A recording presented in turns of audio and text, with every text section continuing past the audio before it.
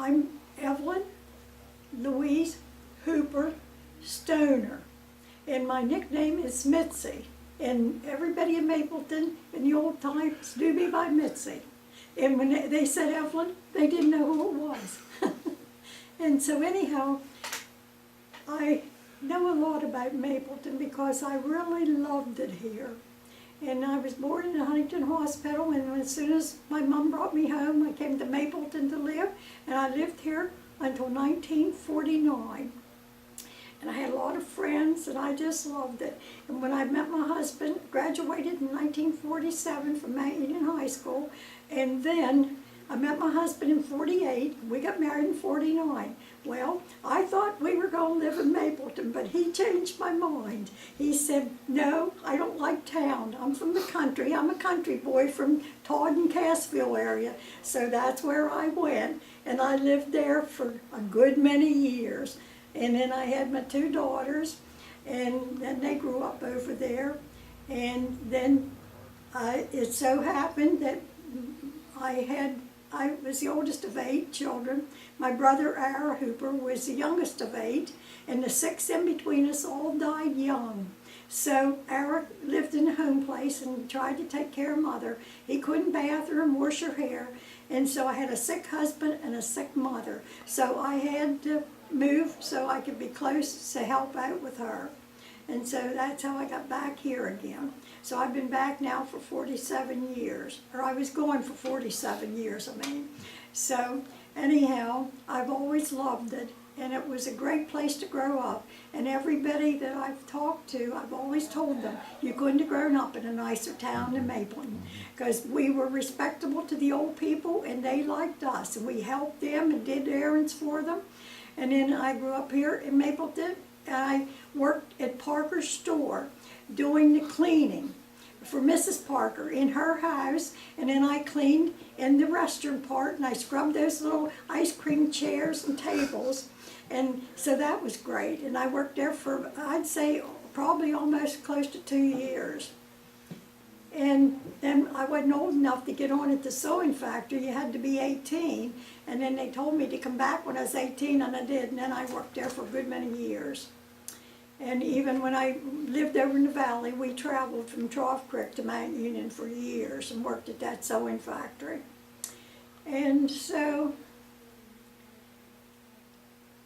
yeah, I have a lot of memories here. And my father was Samuel Vaughan Hooper Sr., and he was married to Holden, Nellie, Gloss, and she was Hooper.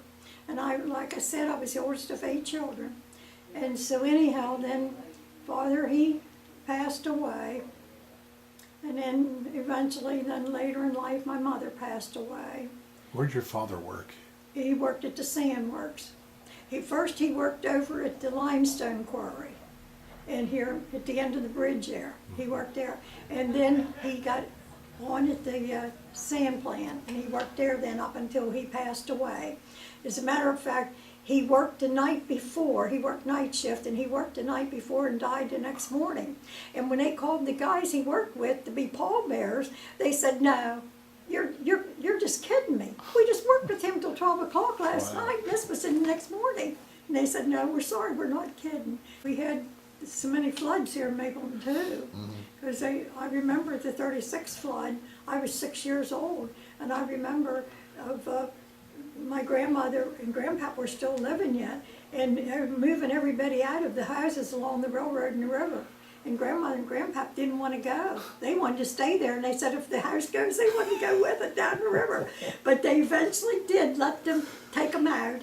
And now we went up at Roy Hooper's and stayed, our family, and then grandmother and grandpa, they turned this schoolhouse up on the hill into a place with cots, and they took them up there, and they did go then.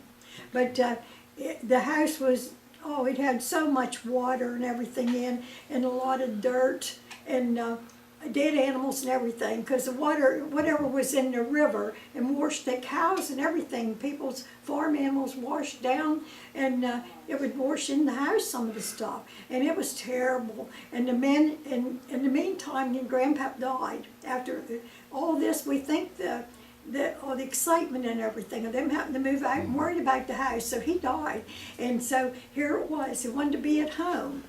And so the women in town came and took the curtains down, and then they had curtain stretchers. They were lace curtains, and they stretched them. And so they took them to their house, and they washed them and brought them back all ready to hang. And the men came with their shovels and helped to dig out that mud and dirt and everything out of the house. And then they came with buckets and helped to scrub, and they had a view in there at that house. And then my grandmother, my father had a brother, Harry. He was 6 years older. He was the undertaker in town. And the undertaking shop is right across the alley from our house. And that's where Jim Skipper and Pearl and Gib Skipper lived. They bought it. And that was the undertaking shop. And so Dad used to take the horse and buggy and and the hearse and go for the bodies. And anyhow, then grandmother, when they bought the caskets, they called them rough boxes in. They didn't have anything in. And we heard all the stories from Grandma.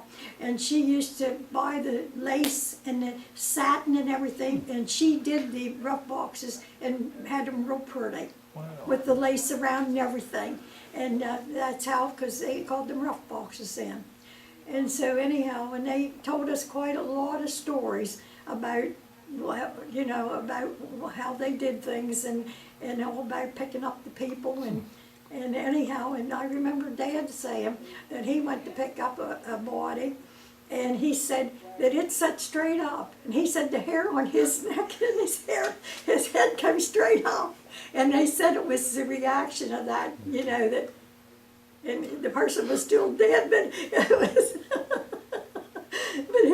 But that was one time he said he was really scared. So it was very hard times, I remember, because people gave us clothes and people gave us shoes, and some of the richer people in town, you know. And anyhow, and I remember that the trucks came into town and went to the Bill Burr building and handed out surplus food, and we would go up there and get it. They give you a card, and they would punch your card every time you went in. And we got apples, we got Pruitts, we got raisins, and just lots of things, powdered milk and things, you know, so you could exist, you know. And we were glad to get it, because that was bad back in the Depression years.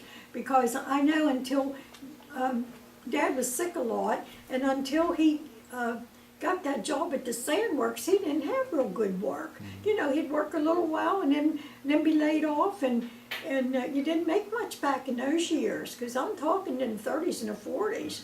You know, the rates were very low. And then here he had this family of 8 kids, Mom and Dad, and then Grandmother lived with us for a while, up until she died in 1948.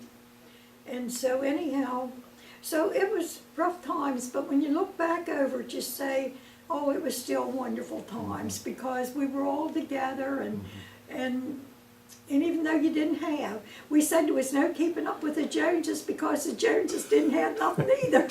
I was in the Mapleton Band for a while with the horn. Well, then I got a chance to be a majorette, so then I gave up the horn and went to be a majorette. And Leah Shoup was the head majorette, and Jeannie DeVore and myself was the 2. She was at the head, and then we were 2 back here. And we went on trips with that band, the Mapleton Band. It was a wonderful band. And Ralph Corbin was the leader. Remember Mark and his brother and Barry and all them, they all played. And it was a wonderful, good band. We had band practice, but then they would get a bus.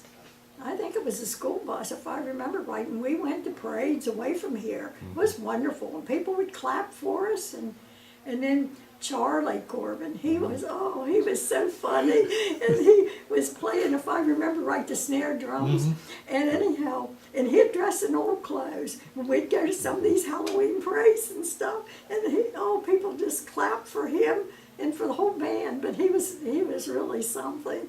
So this town has a lot of history, and I'm just so glad that I could even be a little part of it to tell a little bit of what I knew. But at Halloween we Halloween, and the guys, and see, I grew up with LaVaughn Skipper and Georgiana Coder and Maxine Cutshaw and Dorothy Boring, and then Hank Covert and Junior Heaster, and that whole gang about that age. We had lots of fun in this town. We really did, and we'd walk the streets and in the evening and play pocketbook. Did you ever hear of that game? We played that, but we didn't let our parents know we played that because we'd have gotten a licking for doing that. But then, we loved the sled ride. We'd go clear up on the school hill by the schoolhouse and come the whole way down, and we'd eventually, there by the Bird Building, just go on in the creek and land in the creek. And it had ice on, so, and because that was pretty much to try to turn and get down, and then Dad was afraid for us on the main street, because there's a lot more traffic then on the main street, but there wasn't a lot of cars like there is today. And so, I'm trying to think if there's anything else. Yes, we had all kind of stores. We had a clover farm, and we had Mrs. Snyder had a dry goods, Gilbert's had a dry goods, plus Gilbert's had a grocery store and a meat market, and Mrs. Stair, over where Mary Wise lives now, she had a candy store. So we'd save our pennies and go over there and get candy. And in Parker's, of course, they had ice cream and they had candy, and